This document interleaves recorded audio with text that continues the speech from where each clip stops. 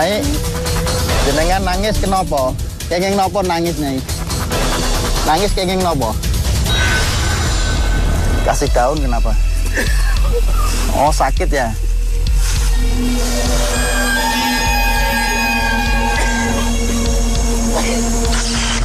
Tangannya kenapa? Oh, jatuh. tinggalnya di atas.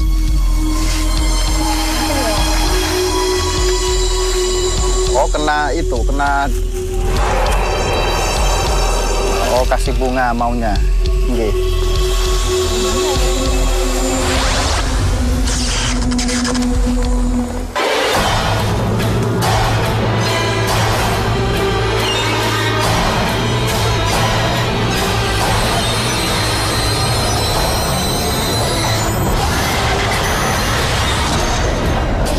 Malam-malam di sini tidak ada binatang sebenarnya, tapi ternyata ada kupu-kupu kuning dan di atas kepalanya Mas Ahmad yang memang keleting mungil yang kalau saya sikapi sendiri sebenarnya suka warna kuning, yaitu keleting masih penjelimaan keleting kuning. Ini masih ada.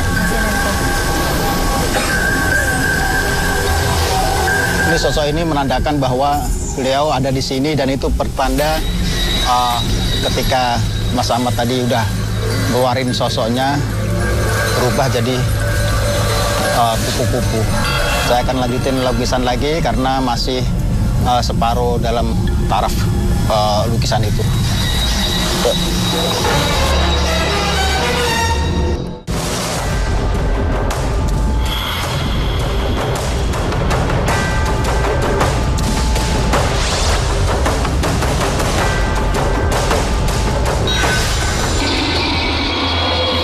Ketika saya melukis pertengahan dari pelukisan itu, saya melihat dari belakang saya melukis itu banyak ada seperti sinar ya yang masuk. Cuman saya hirupkan aja.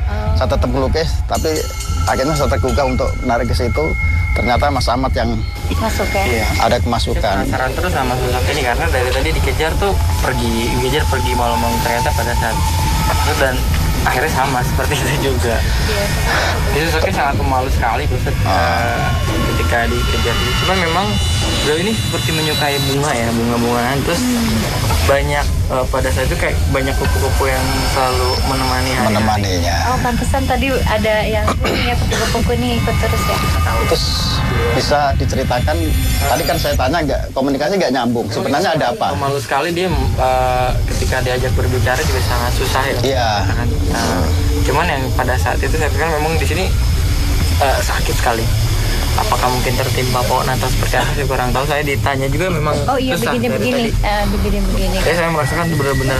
Oke, memang pemirsa sosok keleting mungil ini sebenarnya beliau adalah diasingkan dari warga, dari fitnah dan nanti budaya manusia yang di sekitar warganya sendiri itu diusingkan ke sini dan dia mempunyai kehidupan di sini, aktivitas di sini, akhirnya sampai ya udah hidupnya di sini sekitar 271 tahun. Oke, pemirsa, saya bertiga akan nemuin Mas Tukul sama Mbak Sarah. Ayo.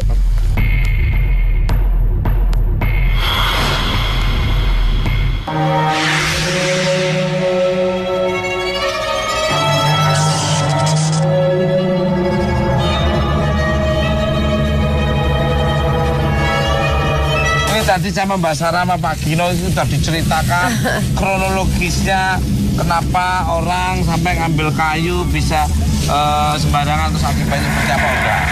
Kang Solvati apa ini sih? Tadi kan kita berlima itu masuk itu. Kita baru nyampe lokasi mau masuk ke hutan itu kelihatan negatif semua. Tapi ternyata masuk hal positif yang ada di sini. Tapi di luar itu negatif semua, Mas. Sama kita di Jeneloyo itu tadi ya. Sama, hampir sama. Luar biasa. Sebenarnya bercampur ya Mas ya?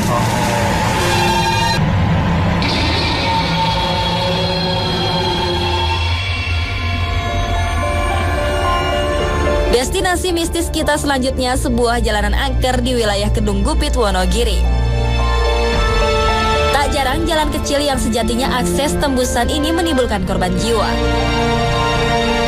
Turunan yang sedikit curam dengan sisinya adalah sungai kecil yang dalam. Itulah sedikit gambaran jalan dengan berbagai fenomena mistis ini. Kadang sosok-sosok di tempat ini sedikit jahil, melempari pengendara yang sedang lewat dan meneror mereka melalui penampakan yang menyeramkan. Di sini kalau malam kata orang itu sering ada suara-suara orang mandi. Terus kalau yang di sebelah sana itu orang Jawa bilang danyangan, beringin besar. Itu dulu kata mbah-mbah yang dulu itu kalau ada orang pengen mengganti warna baju, misalnya bajunya putih, itu ditaruh di situ, ditinggal pergi, nanti disamperin udah ganti warna. Sini tuh biasanya kalau yang sering lewat sini kalau nggak memberi klakson seperti tanda lah mas ya. Kalau nggak aru-aru itu mas, itu biasanya sepedanya nanti bisa mati. Terus biasanya nanti kalau di atas itu ada ularnya banyak mas, jumlahnya juga 100-an. Ada juga terenggalingnya juga mas. Di sana juga mas, di kerajaan itu biasanya dulu kan orang sini kan minjem gamelannya itu kan di situ mas. Itu katanya ada gamelan yang wujudnya emas. Kan sering orang kampung sini minjam tapi nggak kembaliin. Terus akhirnya kan yang punya juga marah, terus nggak dipinjemin lagi. Biang keangkeran jalan ini sebenarnya terletak di sumber air dan sebuah pohon tua keramat yang dikenal danyangan. Disinilah bersemayam sesosok wanita tua penjaga wilayah ini. Ia dikenal memiliki seperangkat gamelan atau alat musik Jawa tradisional yang konon bisa dipinjam oleh warga setempat jika mengadakan hajat. Tak ayal suara-suara gaib semacam alunan melodi khas Jawa sudah biasa terdengar mengalun. Sedikit terdengar janggal, namun itulah fenomena mistis yang seolah menyatukan dimensi astral dengan dimensi manusia di wilayah ini.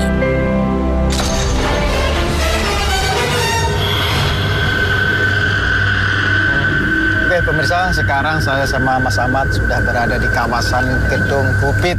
Ya, sini terkenal angker mas. Iya. Karena ada tiga titik yang memang mengandung misteri. Yang satu di sini, yang satu di sebelah kanan dan satu sebelah kiri. Mungkin kalau Mas Ahmad bisa mensikapi sendiri salah satunya seperti apa? Saya menemukan sosok wanita tadi ketika kita jalan tadi duduk di sini tiba-tiba ngilang ada ke sana. Nongkrong situ benar. Pindah lagi ke pohon, cewek-cewek masih di situ tuh Pak. Dan juga pemirsa saya tahu informasi juga jalan tembusan. Kalau malam-malam orang sekitar sini mau lewat jalan pintas harus lewat sini. Dan di sini jembatan ini juga sering ada penampakan, terutama perempuan duduk di situ. Ada yang sepeda motor lewat atau mobil lewat dilempar dengan batu dan bisa pecah. Dan gangguannya merupakan fisik ya, bukan hanya penampakan tapi fisik. Itu. Kalau Mas Ahmad sendiri situ kan ngelihat itu seperti kayak dengar bunyi-bunyi. Bunyi-bunyian yang seperti gamelan. Mas Ahmad sendiri melihat seperti apa? Biasanya nggak ada bunyi ting. Masih seperti, tapi kurang jelas sih Pak Ustadz. Jadi penasaran juga sih ada apa ya di sebelah sana. Ya, sebelah sini Mas Ahmad itu seperti ada perkumpulan kerajaan gaib yang itu sangat seperti belik ya. Orang Jawa bilang belik itu kayak sumur kecil, tapi itu bukan berupa bangunan, tapi itu tanah kayak itu gitu. Itu ada airnya dan di situ tempat berkumpulnya dedemit, genderuwo, kuntilanak dan semua yang negatif kumpul di situ. Tapi memang kerasanya sih di sini agak lebih banyak ya makhluknya. Terus di bawah juga kayak ada suara-suara gitu maksud. Tadi dengar? Iya dengar. Itu tuh, masya Allah, seperti musang-musang yang berlarian, bahkan bukan puluhan, ratusan ya. Itu sering makan apa? Mungkin barangkali. Suka ke jalan juga ke sini nih kayaknya. Tapi ada diam di situ tuh. Masya Allah merinding saya ini. Jadi boleh ikutin.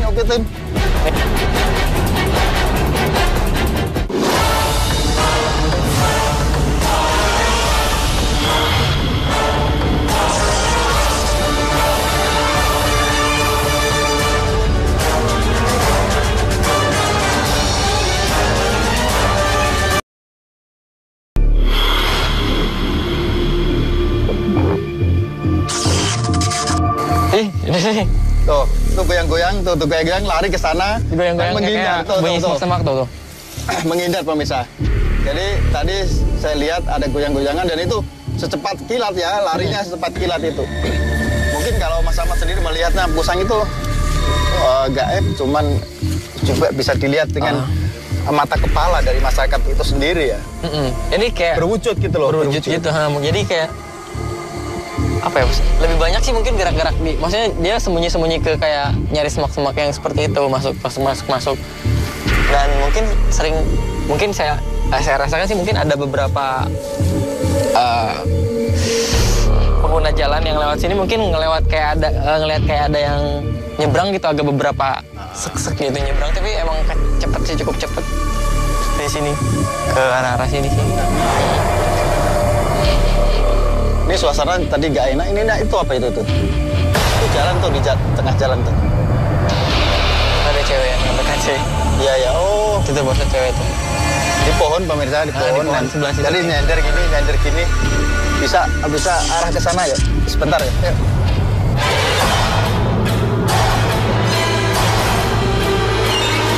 Ininya nih berdarah-darah nih. Coba Mas Ahmad komunikasi. Pojok sebelah kanan ini berdarah-darah. Mungkin salah satu korban yang tertabrak di area.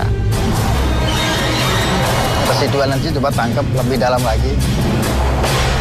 Di area sini sih dia ketabrak.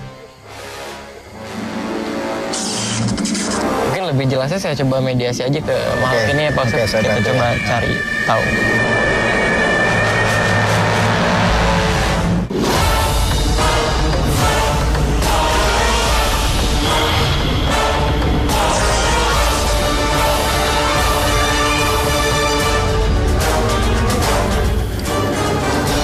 Kenapa di sini? Anda tertabrak. Mobil apa motor? Mobil ya. Mobil kecil gitu. Kapan kira-kira tahun berapa itu? Berapa tahun yang lalu? Anda kesakitan. Terus Anda meninggal di sini. Orangnya kabur. Dari arah belakang apa depan kita mobilnya? Dari depan ya. Anda mau menyeberang atau mau jalan di pinggir? Kasihan pemirsa, ini sangat sakit sekali dan tragis.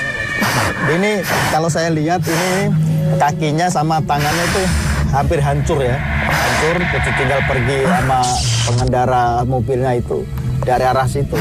Memang kalau dia melihat tidak ada orang sebenarnya.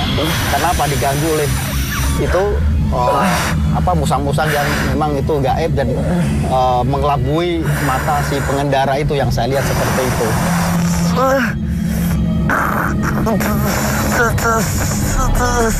Ya.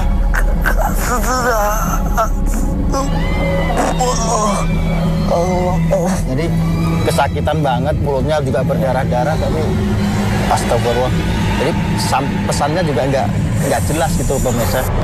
Sepertinya sosok ini menderita sakit yang luar biasa pada bagian mulutnya, sehingga ucapannya terasa sulit untuk mengungkap sesuatu. Meski informasi belum terasa lengkap, Soleh Pati langsung menetralisir Ahmad sebelum mediasi ini membahayakan jiwanya. Tadi kan nggak jelas dari penjelasan beliau dari yang tertabrak itu. Mungkin Mas Ahmad bisa merasakan karena energinya lebih masuk ke Mas Ahmad gitu. Ini kejadiannya sore-sore Pak Ustadz. Sore-sore itu sebenarnya pria Pak Ustadz. Jadi kan ini ada wanita di sini, ternyata ada di sebelah sana ada pria yang lagi jongkok itu. Sandi kan namanya Sandi. Dia naik sepeda dari arah sana. Nah ketika dia agak atas ini dia kelelahan. Jadi agak mundur melipir gitu. Yang dari belakang ada mobil cukup tua ya, mobilnya yang dari belakangnya terbuka itu. Ketabrak, terbentur di ini daerah sini sampai kaki tangan ya, sebelah kiri semua. Iya, jatuh ke sini tapi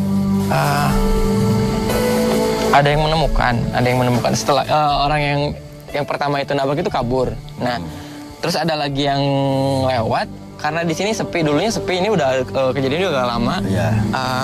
Agak sepi, jadi takut disangka kalau misalkan dia lapor nanti disangkanya dia yang nabrak atau gimana karena nggak ada korban. Akhirnya dibuang tapi nggak tahu ke daerah mana sih.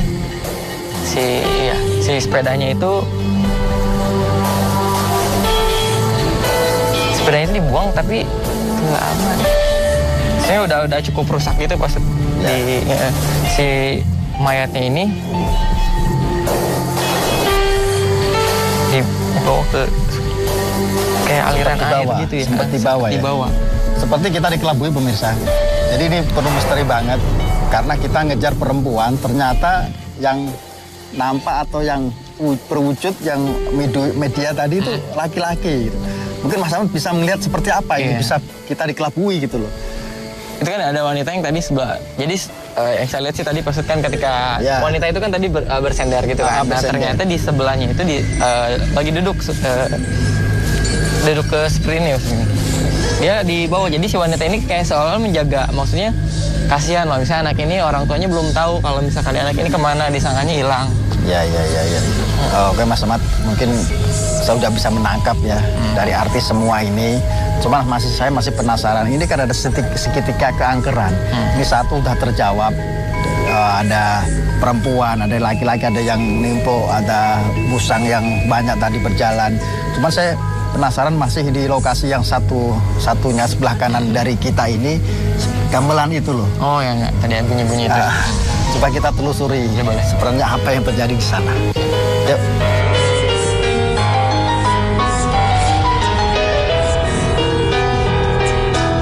Boleh tahu, ada yang tahu nama-namanya?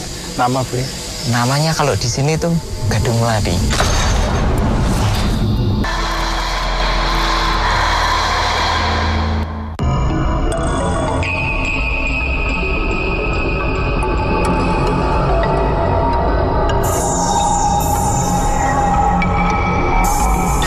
Apa malam-malam ini penelusuran tadi kan saya coba, saya menarik sekali untuk penelusuran di daerah Wonogiri.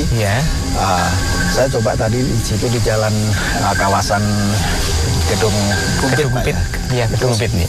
Saya sudah dapat informasi penelusuran satu di situ ada kecelakaan. Tapi saya tertarik di sini. Ternyata pas saya lagi lihat-lihat, Pak Joko langsung turun. Ini sebenarnya ada apa? Ini apa ini sebenarnya? Ini sebenarnya kalau orang Jawa itu punden. Oh, punden. Iya, kalau orang Jawa punden. Tempat sakralnya desa Iya. Cikal bakalnya desa Gedung Gumpit ya gitu. Terus apa yang terjadi di sini, Pak? Kalau nenek moyang dulu sebelum sekitar tahun 40-an, 40. Sebelum merdeka ya. Sebelum merdeka itu kalau orang mau punya hajat gitu, kalau ada kan pinjam, ada pakai gamelan gitu. Gamelan gitu dia pinjam sini, nanti bisa keluar sendiri gitu. Bisa berwujud? Bisa berwujud. Itu yang ngambil siapa itu? Atau ada ritual gitu atau gimana? Ada sesepuh desa di sini yang bisa dipercaya untuk ini itu. Kalau warga sini sendiri itu sering nggak dengar suara-suara kayak gitu? Sering dengar gitu. Dari tertentu? Enggak. Pokoknya kalau hari Selasa Kliwon gitu. Selasa Kliwon itu sering. Selain itu apa lagi Pak fenomena di sini itu Pak? Ada apa lagi? Kalau ibu-ibu dulu kalau pakai kebaya gitu kan sudah lusuh gitu. Kalau orang Jawa itu enggak pinjam itu diwedel di sini. Kalau mau ke ibu-ibu itu bawa jarik, nanti ditaruh sini, tinggal ke pasar, nanti pulangnya bisa diambil udah habis lagi gitu. Iya. Menurut warga atau bapak sendiri bisa melihat nggak seperti itu, fenomena seperti itu siapa itu yang ngasih? Ya, Danyang. Kalau orang sini ya danyangnya gitu. Di sini kan danyangnya perempuan gitu. Perempuan. Warga sering melihat nggak Pak penampakan sosok itu? Ya sering melihat sosok ibu-ibu pakai kebaya gitu. Boleh tahu ada yang tahu nama-namanya? Nama boleh? Namanya kalau di sini tuh Gadung Melati. Ya, Oke, pemirsa, selain Pak Joko tadi bilang penguasanya Gadung Melati, saya juga ngelihat tadi anak buahnya tuh banyak laki-laki yang pakai belangkon. Iya. Bener nggak? Sering lihat orang seperti itu. Iya. Iya. Karena ini sekeliling ini sebenarnya bukan batu-batuan, tapi ini kayak berupa seperti kerajaan kecilnya itu penuh hiasan-hiasan gitu loh, Pak. Iya, betul. Ya, saya hiasan, terus itu bukan hanya gamelan aja, tapi itu lengkap. Kayak rumah mewah yang banyak isinya, apa aja bisa ada gitu. Betul. Nah, saya penasaran tadi kan Profesor sempat bilang ada satu tempat lagi yang angker tuh kira-kira di belah mana? Di sebelah sana. Itu kan ada perempuan cantiknya gitu. Ada. Biar kalau penasaran lagi gimana kalau kita ke sana aja? Sana. Boleh, Pak? Boleh. Tapi kelihatan dari bawah tuh, Pak. Oke, kita apa yang penting ya kita lihat.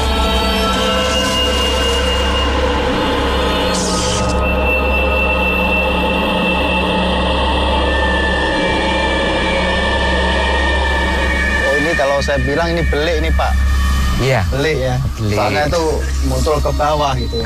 Tanpa mungkin tanpa keramik kayak sumur. Kalau sumur kan beda. Iya.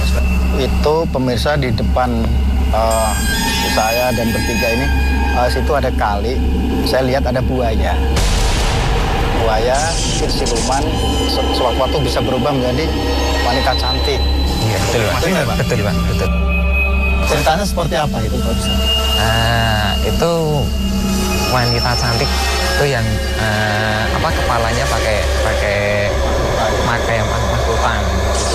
Pakai bajunya kayak ratu ya, raja kayak raja gitu. Kayak ratu gitu. Pak Joko sendiri pernah melihat atau bisa komunikasi atau gimana bisa bercerita ini? Saya pernah ditemuin di situ. Kebanyakan sih yang saya lihat sih sosok siluman yang itu bukan cuma buaya ya. Banyak banget di sini beraneka ragam. Mungkin salah satu pembuangan juga seperti pembuangan makhluk-makhluk yang siluman-siluman yang jahil-jahil masuk ke sini. Dan saya rasa sih seperti kadang waktu-waktu tertentu kayak ada kilatan cahaya atau api yang betul, Pak. Ada, Pak? Ada.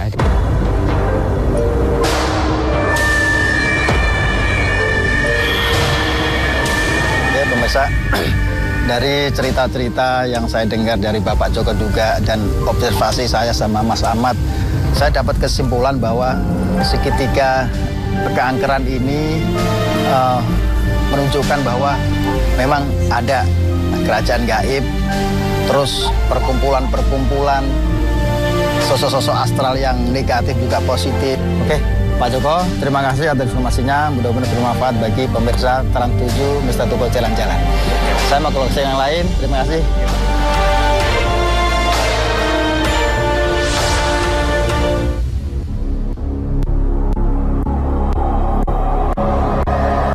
Sedikit terlihat terbengkalai dan jarang terjamah. Itulah gambaran dua mata air tua di wilayah Sidokrio, Wonogiri.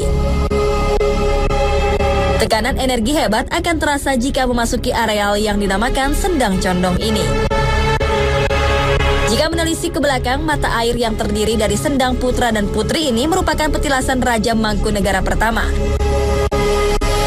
Raden Said atau Pangeran Sambernyawa. Ia adalah figur pejuang yang gigih menentang Belanda yang terkenal memiliki ilmu kanuragan tinggi. Legenda seputar Sendang ini pun berkait dengan dua tokoh sakti bernama Kiai Ahmad Daris dan Kiai Banjar Dawung. Mereka bertempur hebat karena mempermasalahkan wilayah air. Salah satu dari mereka mengalah dan salah satunya lagi mendapatkan wilayah Sendang ini. Tak ayal dari peninggalan figur-figur sakti ini, mata air legendaris ini berselimut kekuatan dahsyat yang setia menjaga dari masa ke masa. Terlepas dari sejarah itu, di Sendang ini kerap terlihat penampakan wanita cantik yang berselimut cahaya. Kadang sosoknya muncul di bawah pohon besar dan areal Sendang Putri. Menurut warga, sosok ini seolah memiliki pesan yang ingin disampaikan. Ia adalah residu masa lalu yang ingin menyimpan rasa penasaran akan sesuatu yang tak bisa diraih sewaktu hidupnya.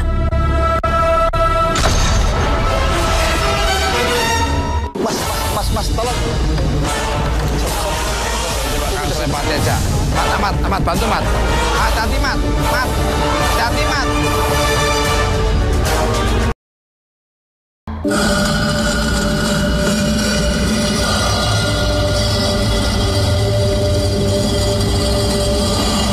Sarah dan Mbak Samila nih, apa yang dilihat? Ini energinya agak bercampur ya Mas, cuman memang di tengah-tengah sini memang lebih adem. Tapi di sekelilingnya ini agak bercampur, jadi emang ada yang negatif juga. Dan saya melihat penjaga-penjaganya itu makhluk-makhluk besar. Wah, kalau dari Mbak Samila apa? Aku di sini terus terang rasanya agak-agak merinding gitu ya Mas ya. Tapi kalau tadi Sarah di situ agak adem kalau di bawah. Iya, jadi di tengah-tengah memang lebih adem ya Mas. Cuman kalau memang agak ke sebelah sana itu agak negatif ya.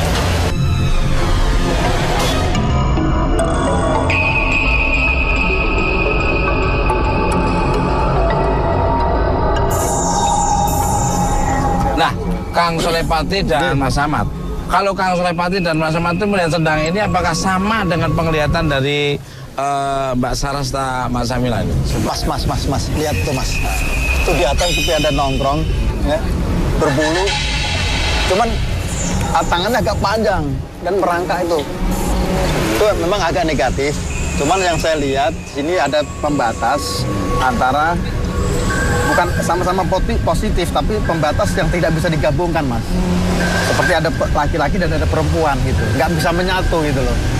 Itu apa ya, Mas? Mungkin bisa dijelaskan lagi? Kalau saya sih melihat yang sosok energi yang paling kuat itu sosok tinggi besar di sini, ada 3. Wah, hampir sama ya, tinggi besar. Iya, ininya berbulu nih Mas. Sininya kayak agak panjang. Mulutnya tertutup bulu gitu. Wah, luar biasa sekali. Nah, kita kalau lebih bagus lagi kalau mendekat jadi lebih tahu.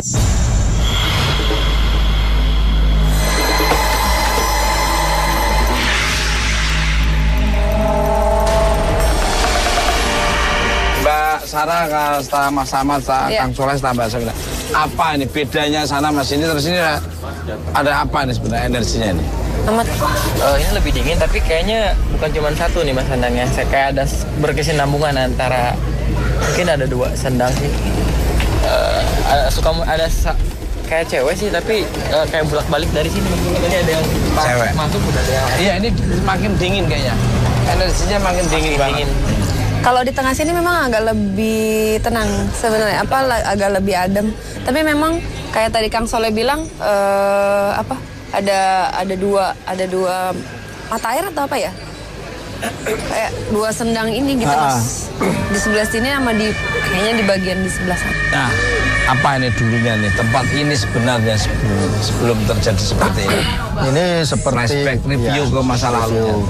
Seperti tempat pertapaan atau tempat juga kerajaan masa lalu, seorang yang sakti mandraguna, seorang lelaki yang memang itu disegani masyarakat dan dia sering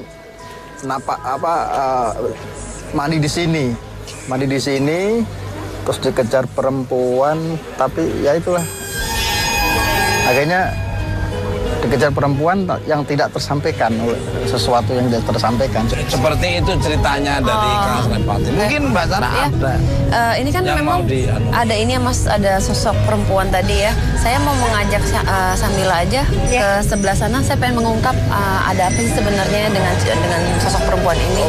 Ya udah, silakan. Ya Mas ya, maaf. Iya.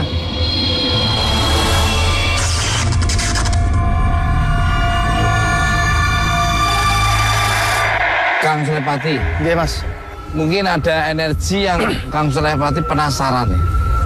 Ya di sini nih. Ini hawanya makin dingin loh. Di mana? Benar. Jadi di pusatnya di pohon tua itu Mas. Yang saya bilang bukan ratusan bahkan mungkin ribuan kalau saya analisa ya. Karena gedenya itu Masya Allah sangat luar biasa banget. Dan ini pohon ini kehidupannya sangat bermanfaat banget untuk warga di sini sekitar ini. Bahkan melindungi. Kalau saya kira kalau tidak ada sesuatu di situ, pohon ini insya Allah bisa mati sebelum ini. Karena pasti apa? Ada sesuatu. Ada sesuatu di situ. Ketika saya tadi nanya, Mas, di atas di situ Mas ada itu sosok kayak gitu-gitu kan? Ada itunya dulu. Itu tadi di bawah ada sinar yang menyala, cuman saya gemin aja. Iya bener Mas ya. Saya juga percaya dengan omongannya Kang Sulepati. Nggak mungkin pohon segede ini kok sampai kuat, mesti ada sesuatunya. Ada sesuatu. Mungkin bisa ditelusuri itu. Boleh. Teman, ini energinya belum nyambung, Mas. Oh, iya. Cuman saya tahan dulu. Coba saya tahan dulu. Ini udah mulai agak kelihatan muncul ya, Mas ya. Sebelah kiri. Terus apa dirasakan lagi? Coba kita. Mas, tolong. Stop. Coba Kang Sulepati aja. Mat, bantu Mat. Hati-hati Mat.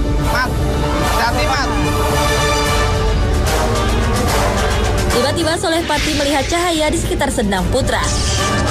Dengan sigap, ia berusaha mendekat dan menangkap cahaya misterius itu. Susah sekali. Astagfirullah. Apa, Kang Soleh? Ternyata memang Berapaan? Ini pusaka yang saya lihat tombak. Itu udah terkunci dengan rapatnya.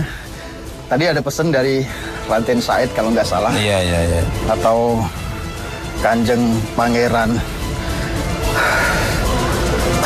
Sambernyowo. Iya, betul. Sambernyowo tidak boleh diambil karena ini menjadi paku bumi. Paku buminya atau penumpang pohon ini ya. Wilayah di Wonogiri termasuk.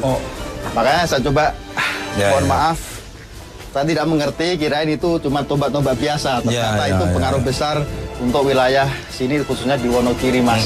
Jadi memang untuk biarin saja, kita tidak mengambil barang yang mungkin tidak milik kita. Iya, setuju. Seperti itu. Iya. Kalau Mas Ahmad mau nambahin? Iya, semakin dicoba diambil semakin ke dalam. Semakin dalam, Mas. Kita coba di sini tertahan karena ini nggak boleh. Dan ini ada akarnya itu masuk ke sini. Jadi ada sinar itu yang masuk ke sini seperti. Padahal tombak itu sebenarnya lurus, tapi kalau secara gaibnya itu kayak menggerak seperti akar, Mas. Iya. Untuk nopang ini kekuatan pohon ini ya. Sebelah kanan saya berdiri di situ ada sendang ya, sendang putri kalau saya lihat dengan mata batin. Itu ada sosok wanita yang sering merintih, mungkin menangis kesakitan dan menahan sesuatu. Ya cintanya nggak kesampaian, tapi di sini berdarah-darah itu loh.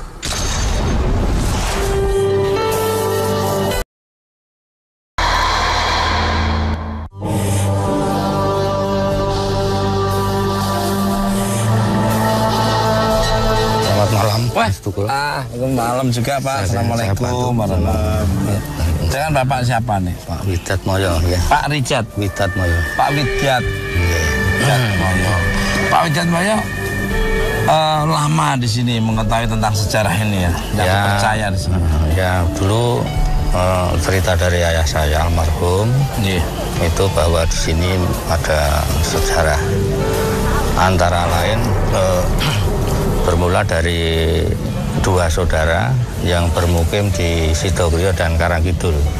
Ya di sebelah utara jalan Sidogriyo, yang sebelah selatan Karangkidul. Itu yang selalu bertengkar, rebutan air untuk irigasi. Kemudian kakaknya yang namanya Ahmad Daris, adiknya namanya Bandar Dawung. Bandar Dawung itu yang berada di Sidogriyo dan Ahmad Daris yang di Karangkidul. Nah, pertengkaran itu selalu bersambung hari per hari. Kemudian kakaknya mengalah, pergi ke Ponorogo. Kemudian adiknya kecewa ya istilahnya, kakaknya pergi, terus adiknya berjalan ke sebelah dusun.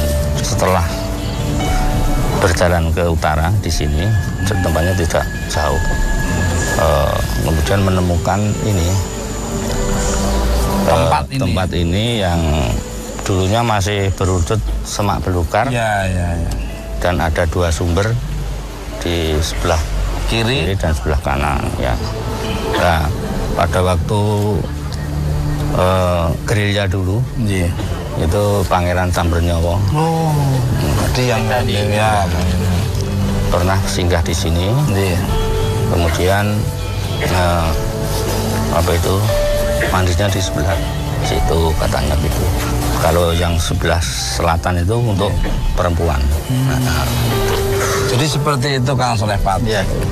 Nah, pernah ada kejadian mistis apa nih Pak? Ya katanya orang-orang itu ya, katanya ada ya kedai putih yang di sini muat besar itu, terus anjing, itu katanya. Monyet putih, macan, anjing, macan. Ya. Memang kalau saya telusuri lagi lebih dalam lagi di sini lebih kondusif lah, artinya lebih positif. Tapi di sekeliling lingkaran ini atau suasana ini di lokasi ini itu banyak siluman-siluman, ada ular juga, siluman anjing, terus kera putih, dan di atas itu tadi yang brewok mulutnya ketutup sama rambut-rambutnya panjang itu juga agak negatif. Oh. Selain dari sosok-sosok yang saya sebutkan tadi Mas, ada ular dan sebagainya, saya juga penasaran di sebelah kanan saya berdiri di situ ada sendang ya, sendang putri kalau saya lihat dengan mata batin. Itu ada sosok wanita yang sering merintih, mungkin menangis kesakitan dan menahan sesuatu. Ya cintanya nggak kesampaian, tapi di sini berdarah-darah itu loh. Coba akan saya telusuri dulu langsung ke pamit Mas. Iya, Assalamualaikum. Waalaikumsalam warahmatullahi wabarakatuh.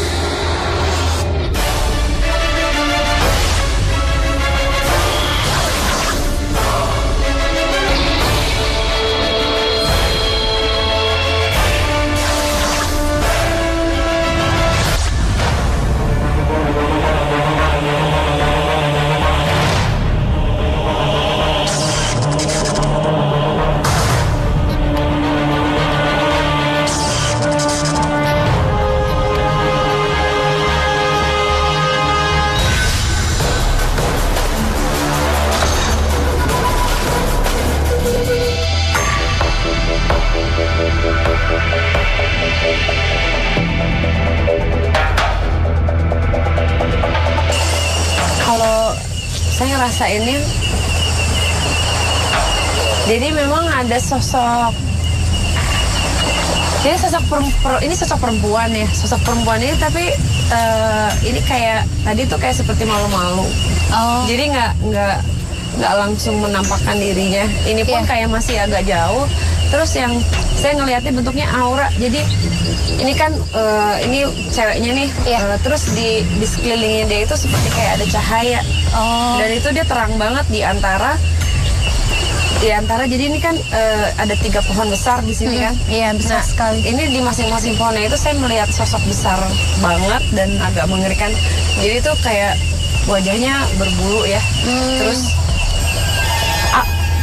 hawanya sih enak, maksudnya bukan yang aura negatif, tapi memang sosoknya mengerikan. Jadi di antara tiga penjaga ini, sosok perempuan ini tuh kayak seperti nyala gitu loh. Berarti ini ya, seolah-olah pengen mendekat tapi masih jaga jarak, masih berniat baik aja. Ya. Ini kerasa banget tadi ya waktu di depan nggak enak loh. Jadi kayak ada bentrokan. Kalau saya yang rasainnya bentrokan energi, ada yang negatif. Cuman kalau di tengah sini kayak lebih adem gitu. Iya, adem. Tapi dari situ sih kerasa sih ya, ada beda. Agak beda, agak bikin merinding. Jadi aku masih penasaran sama yang cewek ini deh. Sebelah situ ya.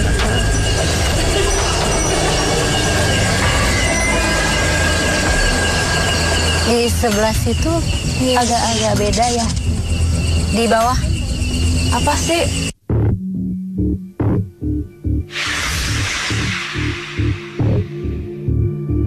Cewek ini agak malu-malu itu kenapa ya? Jadi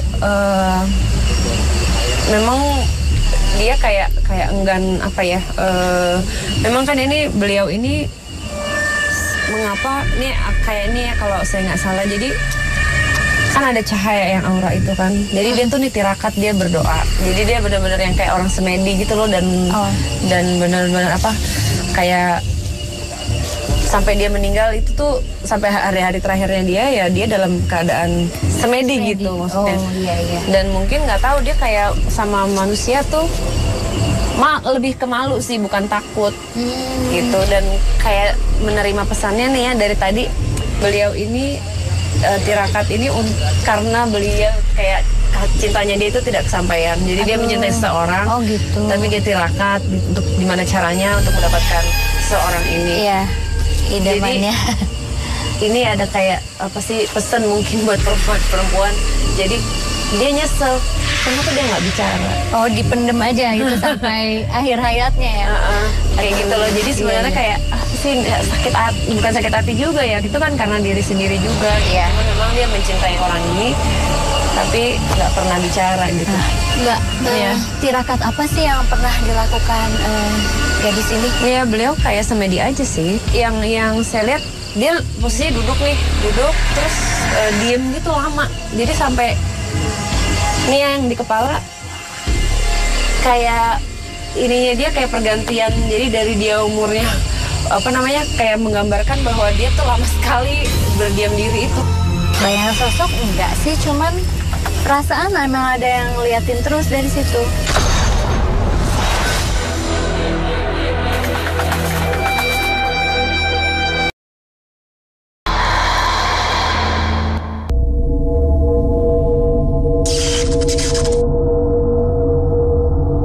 Sosok wanita ini mengusik rasa penasaran Samila. Ia pun mencoba berinteraksi dengan merasakan energi sosok itu. Namun tiba-tiba ada sebuah energi yang menuntun Samila keluar dari sendang. Kemanakah energi itu?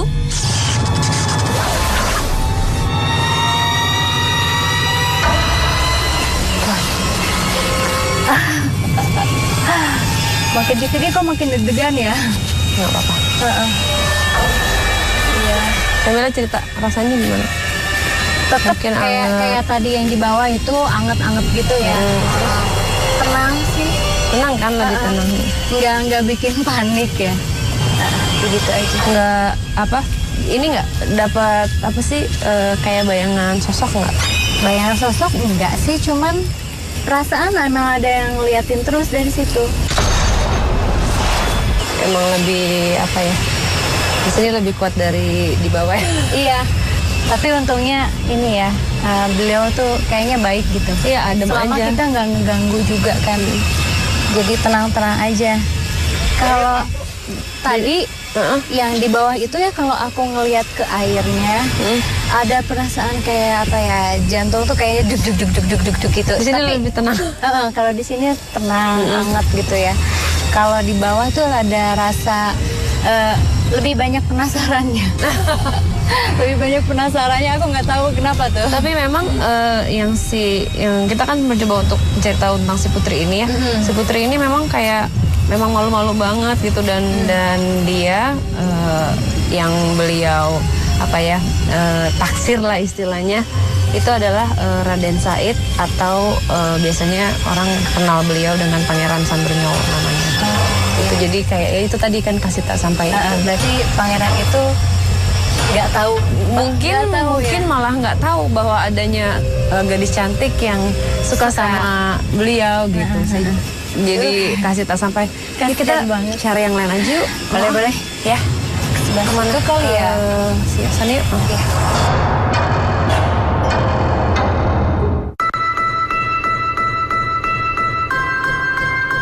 Dari Mbak Sarah dulu sama Mbak Samila nih, apa yang Tadi memang kita kan mengarah ke sebelah sana ya Mas. Itu adalah sendang. Jadi ada sendang juga di situ. Tapi untuk yang perempuan ya. Iya, untuk yang perempuan. Dan memang yang kami temukan di sana memang sosoknya perempuan Mas. Dan tadi sempat Samila juga merasakan ya, sempat ikut merasakan, ngikutin energinya. Tapi memang agak susah, agak sulit. Jadi kayak nariknya tuh agak dia malu-malu gitu. Cuman akhirnya tadi sempat berkomunikasi. Jadi beliau memang kayak ini loh Mas. Jadi datang ke sendang ini yang memang sudah ada ribuan tahun mungkin ya. Dan penunggu yang ada di sini itu ada 3 ya Pak.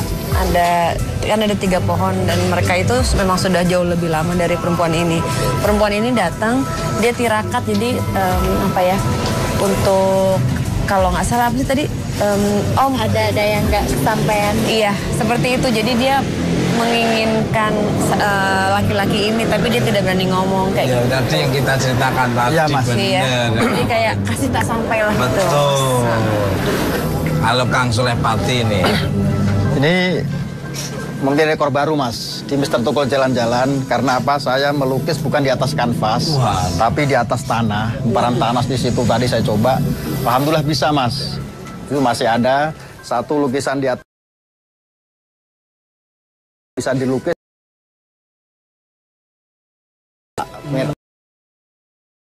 dengan jari dua gitu.